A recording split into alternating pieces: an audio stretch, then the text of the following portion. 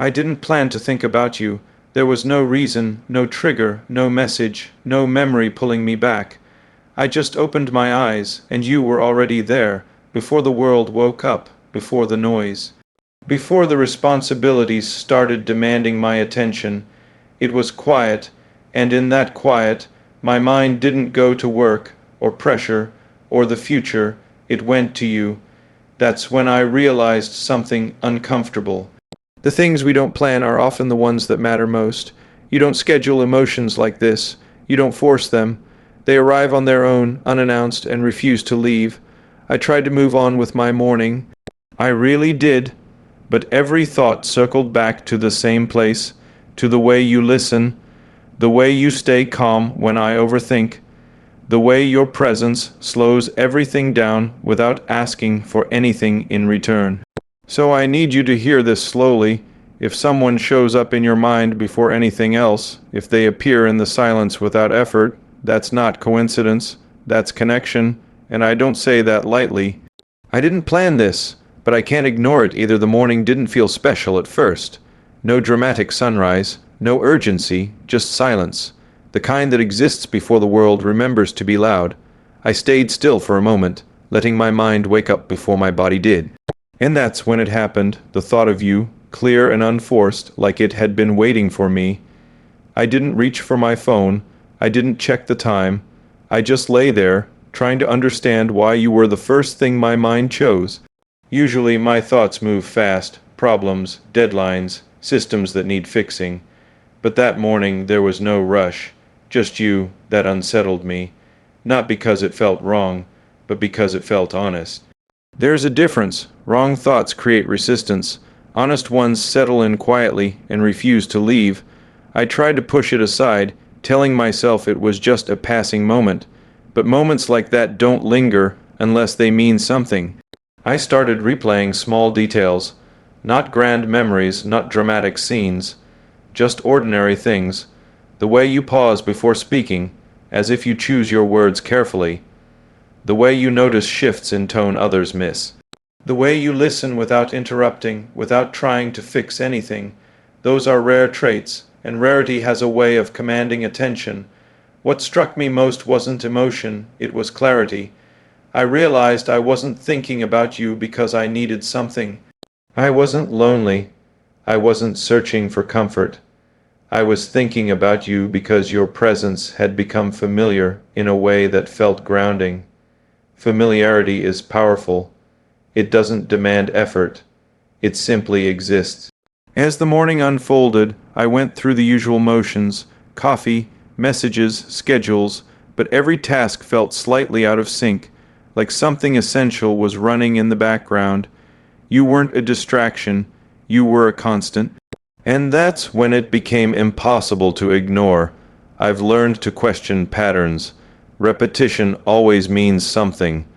When a thought returns without being invited, it's usually pointing to a truth you've been avoiding. And I had been avoiding this one, not intentionally, just cautiously, because acknowledging it would mean admitting that you had found space in my life without forcing your way in. That kind of presence isn't common. I thought about the conversations we'd had, how they never felt rushed, how silence never felt awkward, how disagreement didn't feel like conflict, but exploration. Those interactions didn't drain me. They sharpened me. They didn't demand energy, they returned it. That's when I understood why my mind went to you before anything else. You represent calm in a world that constantly accelerates. And calm is addictive when you've lived in intensity for too long. I ask myself the question I usually avoid. What does this mean? Not emotionally, practically. It means you matter, not as a thought experiment, not as a possibility, but as a presence that has already reshaped my internal rhythm. And once that happens, pretending otherwise becomes dishonest. I didn't plan to wake up thinking of you, but maybe that's the point. Some connections don't ask for permission. They arrive quietly, settle in naturally, and reveal themselves only when everything else goes silent.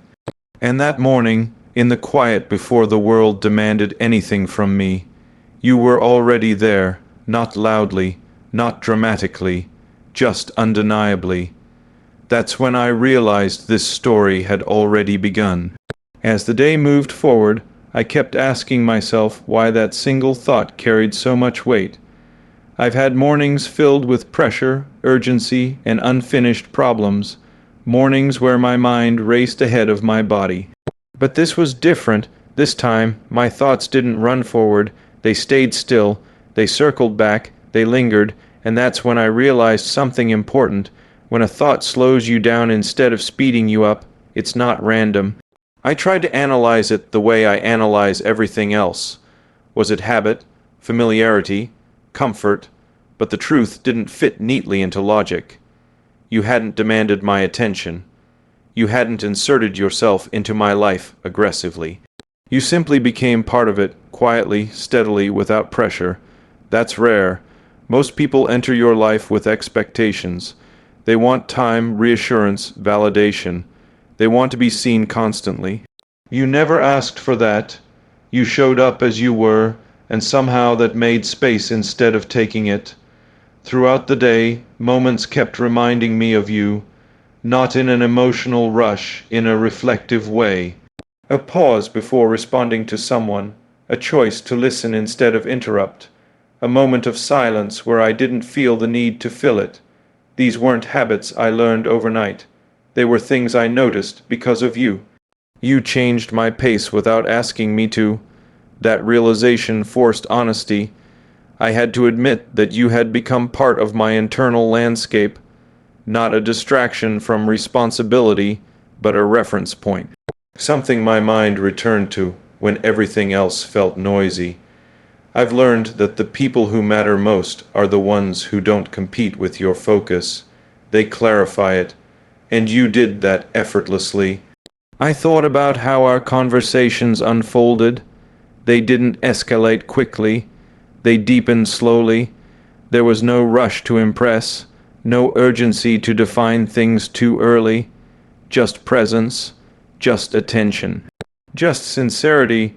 In a world that moves fast and demands immediate labels, that kind of patience stands out, and patience creates trust. I also noticed how comfortable I felt being unfinished around you.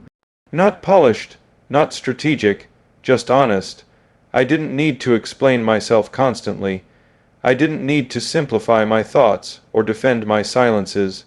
You understood the gaps, and when you didn't assume, you asked. That's not common. As the hours passed, I stopped trying to suppress the realization. I accepted it instead. You weren't just a thought. You were a signal, a reminder of something I hadn't prioritized in a long time: emotional alignment. Alignment isn't about agreement on everything. It's about rhythm, about knowing when to speak and when to let silence do the work, about feeling seen without being examined. And with you, that rhythm felt natural. I questioned myself again, this time more directly. Why does this feel different? The answer was uncomfortable in its simplicity. Because you didn't need anything from me to be present. That removes pressure. And when pressure disappears, authenticity has room to exist. I realized how often I'd mistaken intensity for connection in the past. Loud emotions, fast attachment, immediate certainty, those things feel powerful, but they fade just as quickly. What I was feeling now wasn't loud. It was steady, and steadiness lasts. As evening approached, the thought of you didn't fade. It evolved. It became less about surprise and more about acknowledgement. I wasn't waking up accidentally thinking of you. I was waking up honestly thinking of you. That distinction matters, because honesty demands response, not action yet, but awareness. I understood that ignoring this wouldn't make it disappear. It would only create distance between what I felt and how I lived, and that kind of internal misalignment eventually costs you peace. So I let the thought stay, not to romanticize it, not to exaggerate it, just to respect it. Some connections don't arrive with urgency, they arrive with clarity. They don't disrupt your life, they integrate into it, and once they do, removing them would feel unnatural. That's when I stopped asking why you were the first thought that morning. I already knew the answer, because you had become part of the quiet place in my mind, the place untouched by pressure, expectation, or performance, and anything that lives there matters more than we usually admit. I didn't plan this moment, but moments like this don't need planning, they need honesty, and by the end of that day, one thing was clear: this wasn't a passing thought. It was the beginning of awareness, the kind that changes how you listen, how you pause, and how you move forward. Quietly, intentionally, by the third day, it wasn't the thought of you that surprised me anymore. It was how naturally it had settled into my routine, not loudly, not urgently, just present, like something that had always belonged there, waiting for me to notice. That's when I understood the difference between attraction and recognition. Attraction pulls at you, recognition steadies you. What I felt wasn't pulling me away from my life, it was anchoring me deeper into it. I wasn't distracted. I was focused, and that's what made it impossible to dismiss. Anything that sharpens clarity instead of clouding it deserves attention. I began to notice how often I measured moments against an unspoken reference point. How you might respond, what you might notice, where you might pause. Not because I needed approval, but because your perspective had become meaningful. That only happens when respect is present. Respect always comes before trust. I reflected on why that mattered so much to me. I've spent years surrounded by noise, opinions, urgency, expectations. Most people speak quickly because they're afraid of silence. You never were. You let pauses breathe. You let thoughts finish forming before answering. That told me you weren't performing. You were being real, and real is rare. I asked myself whether I was romanticizing the quiet, whether I was projecting meaning onto something simple, but projection collapses under pressure, and this didn't. The more pressure my days carried, the more grounding your presence felt in my thoughts. That consistency was impossible to ignore. I also noticed how careful I became with my own words, not cautious, intentional. I wanted to be accurate with you, honest without being careless, clear without being forceful. That shift didn't come from fear of losing you. It came from valuing the connection. That's another sign people overlook. When you start choosing precision over impulse, it's because something matters. I thought about vulnerability, how often it's misunderstood. People think vulnerability is oversharing or emotional exposure. It's not. Real vulnerability is allowing someone to see your unfiltered rhythm. Your pauses, your uncertainty, your unpolished thoughts, and with you, that felt possible without risk. I didn't feel evaluated, I felt understood. That distinction changed everything. I considered what would happen if I spoke this truth out loud. Not dramatically, not all at once, just honestly. And for the first time, the idea didn't feel heavy. It felt appropriate, like acknowledging something that already existed rather than creating something new. That's when I realized this connection hadn't been forming in a straight line. It had been assembling quietly, piece by piece, through consistency rather than intensity, and consistency is what survives time. I've learned that the strongest bonds don't rush clarity, they reveal it gradually. They don't demand attention, they earn it, and what I felt toward you had earned its place in my mind without force. By this point, the question wasn't why am I thinking of you? The question was what am I going to do with this honesty? Because awareness creates responsibility. Once you see something clearly, pretending otherwise becomes a choice, and not a good one. Ignoring truth doesn't protect you, it fragments you. I didn't need answers yet. I didn't need definitions. I just needed to stop pretending this was accidental. It wasn't. You had become part of my internal calibration, the quiet check that reminded me what calm felt like, what presence felt like, what alignment felt like, and once something occupies that role, it doesn't leave easily. That's when I accepted something simple and powerful. This wasn't about emotion alone. It was about resonance, about two people operating on compatible frequencies, even in silence. I didn't feel urgency. I felt readiness, not to rush forward, but to be honest about where I was standing. By the end of that week, the thought of you no longer arrived unexpectedly. It arrived naturally, like a continuation of something already in motion. And that's when I understood the truth behind that first morning. I didn't wake up thinking of you by chance. I woke up thinking of you because some connections don't announce themselves loudly. They integrate quietly until one day you realize they've been shaping your inner world all along. And once you see that clearly, the only real question left is whether you'll honor it. I was ready to. By the time I reached this point, I stopped trying to label what was happening. Labels rush things. They reduce experiences into something manageable, something safe, and this didn't deserve to be reduced.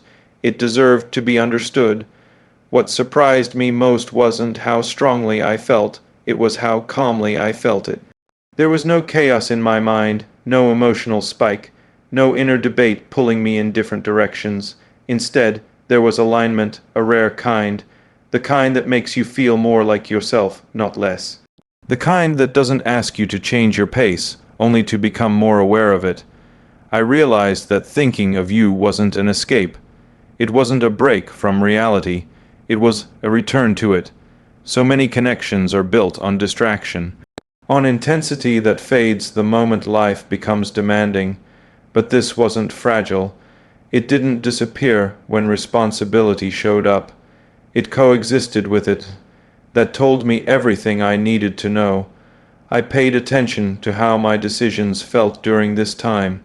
Not just big ones, small ones, how I responded to stress, how I chose my words, how I handled pressure.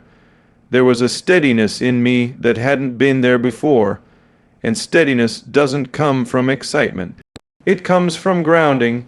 You grounded me without trying. That's when I understood the real impact of presence. True presence doesn't demand attention. It changes the atmosphere.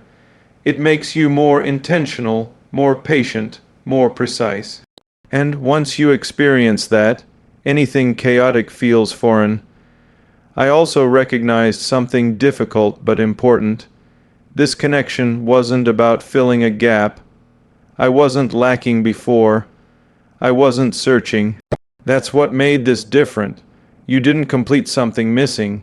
You complemented something already whole. That matters, because relationships built on lack eventually collapse under expectation. Relationships built on alignment grow without pressure, and pressure had never been part of this.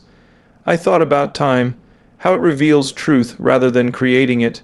With time, distractions fade, impulses weaken.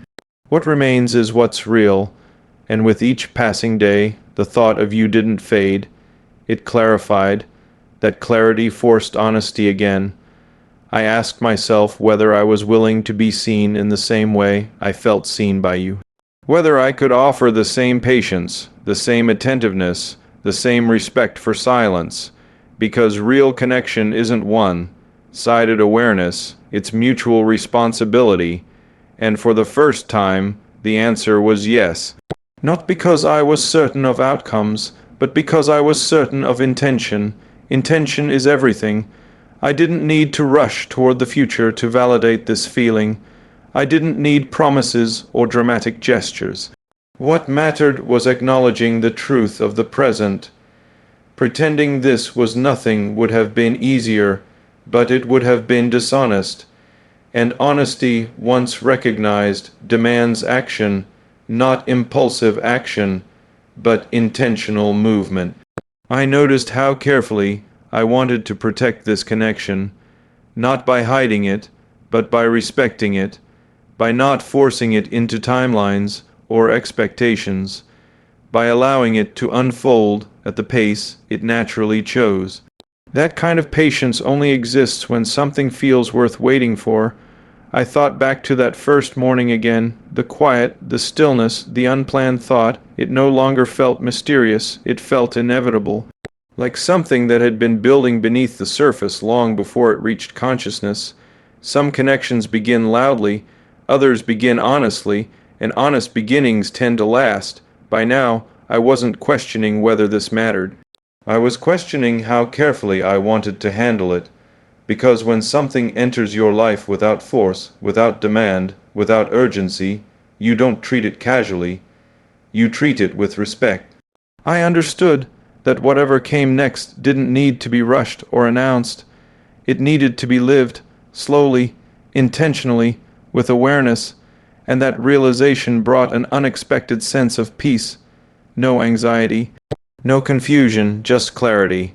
I didn't wake up thinking of you anymore because it surprised me. I woke up thinking of you because it felt natural. And when something feels natural, you don't fight it. You don't question it endlessly. You acknowledge it, honor it, and move forward with intention. That's where I stood now, not at the beginning of a story filled with noise, but at the edge of something quiet, steady, and real. Something that didn't need to be rushed to be meaningful. I didn't plan this, but I was ready for it, and sometimes readiness is the clearest sign of all. Looking back now, it's clear that nothing about this was accidental, even though it began without a plan. The quiet moments, the unannounced thoughts, the steady presence in my mind, they weren't distractions. They were signals, signals pointing towards something real, something aligned, something worth acknowledging. Not every connection enters your life with noise. Some arrive softly, without demanding attention, and yet they change the way you think, move, and feel. This was one of those. It didn't pull me away from who I am. It brought me closer to it. And that's how you know it matters. I've learned that the strongest emotions don't rush you. They don't pressure you into decisions or declarations. They sit with you.